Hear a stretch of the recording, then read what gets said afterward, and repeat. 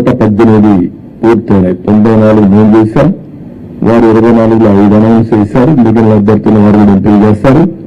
మొత్తం కలిసి 118 మంది అభ్యర్థులను ఎంపిక చేసుకునే పరిస్థితికి వచ్చాం.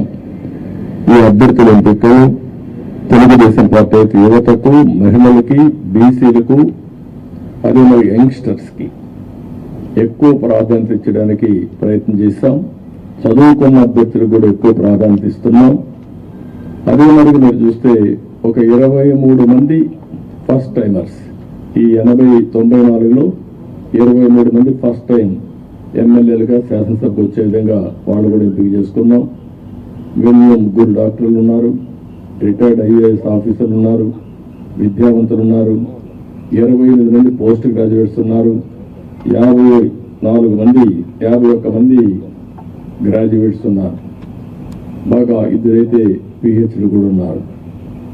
అదే మనకి వైసీపీ అభ్యర్థులను ఒక్కసారి మీరు పోల్చి చూస్తే కడాన రెడ్ శాండిల్వుడ్ స్మగ్లర్స్ కూడా పెట్టేశారు.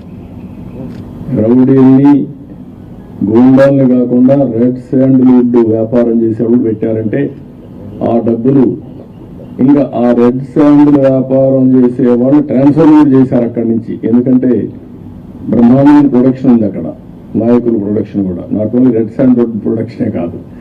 అలాంటి వాళ్ళని రౌడీల్ని డబ్బులతో ట్రాన్స్ఫర్ కూడా చేసి రాష్ట్రం అంతా స్ప్రెడ్ చేసే పరిస్థితికి వచ్చారు. ఈ విషయం కూడా ప్రజలు కూడా గుర్తుపెట్టుకోవాల్సిన అవసరం ఉంది. ఈరోజు మేము చేసిన అభ్యర్థుల్ని, ప్రజలకు జవాబుదారీతనంగా ఉండే అభ్యర్థుల్ని అటు జనసేన ఇటు తెలుగుదేశం పార్టీ ఇద్దరు కూడా చేశాం. ఈరోజు ప్రజల్లో తీవ్రమైన వ్యతిరేకత ఉంది.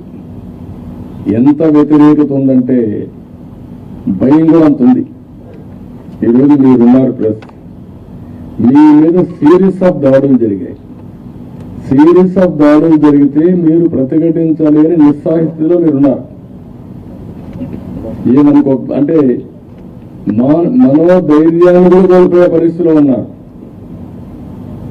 ఒక వ్యక్తి స్వేచ్ఛగా వాళ్ళ అభిప్రాయం చెప్పే స్వేచ్ఛ ప్రతి ఒక్క వ్యక్తికి ఉంది. అదేవిధంగా పత్రికా విలేకరులకి బాధ్యత ఉంది.